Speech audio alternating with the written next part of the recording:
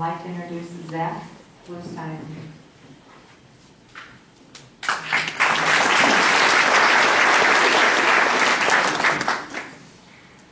Good morning, everyone. As Kelly said, my name is Zachary Bluestein, and I am a 21-year-old who has had POTS for about 5 years. Though I currently reside in Atlanta, Georgia, I spent the last 4 years living in St. Louis, where I was active in the support community. I was an undergrad at WashU at the time, and I was thrilled when I could come back and speak to you all today. When Kelly first messaged me and asked me to share my story of success, I was honestly a bit surprised since I didn't feel as though my story was finished. However, when I reflect on what I've accomplished throughout the last 5 years, I realized that I've come quite a long way from where I started, which was exhausted, bedridden, and unable to eat anything before 5 p.m. But in this time, I have received 2 bachelor's degrees from WashU on a full scholarship, and I'm now in an aerospace engineering PhD program in Atlanta. My proudest accomplishment, however, was finishing a half marathon this past July.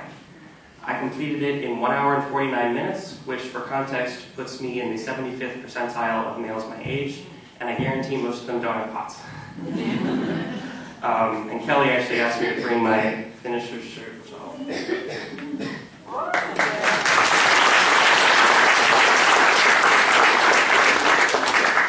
there are several things that I would like to share with you all briefly that I believe have helped me along my journey.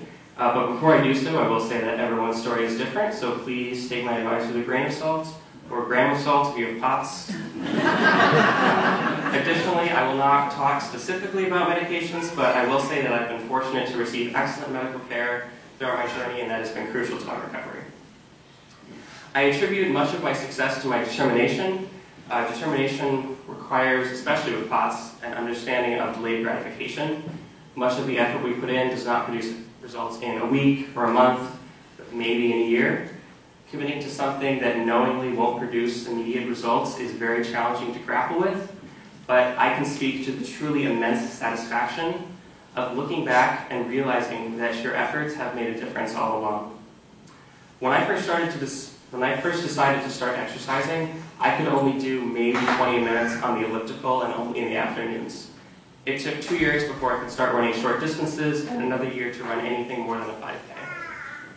Secondly, I believe that any big decision, such as exercising or following a headache prevention diet, is a series of small decisions. Whether we like it or not, these small decisions are the big decision. When I first started the headache diet, I was a chocoholic. I had cravings for chocolate for weeks.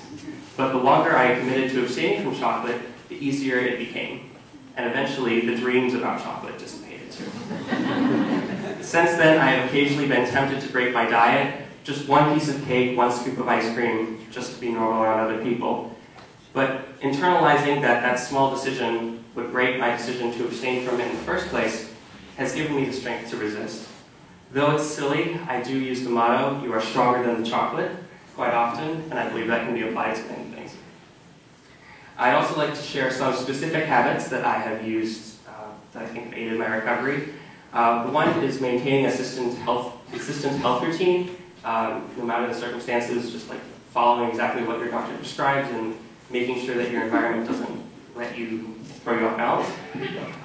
2, at the end of every day, I write down in a physical notebook, which I know is weird for millennials, at least 3 good things that happened that day, or 3 things that I'm grateful for. When I'm traveling, I write them down on my phone and then transcribe them when I get home. Years after starting, I first noticed myself taking note of positive things that happened in my day more often than negative things because I needed to write them down later. And I think it's helped me we're hardwired to focus on their negative aspects of our lives more than the positive ones, but this exercise has helped me to reverse that instinct. The third would be setting a time to exercise, doing it, and rewarding myself.